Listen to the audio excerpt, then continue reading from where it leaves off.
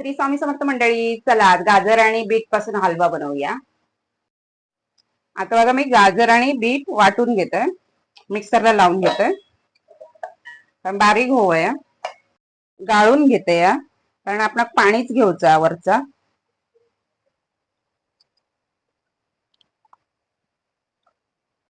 पाणी टाकते याच्यामध्ये आणि साखर घालून घेते।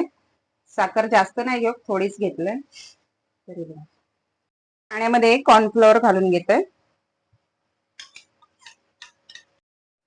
आता मी याच्यामध्ये टाकून घेते जो पाक, साखरेचा पाक कसं करतात तसंच झालेलं असा, तर त्याच्यात मी आता हे सगळं मिश्रण टाकलंय। मस्तपैकी जाडसरपणा येलेला असा। आता बघा मी वरून तूप टाकते थोडं, कारण बघा आता मी वेलचीची पूड आणि टाकते। आता मी डब्यात काढून घेते।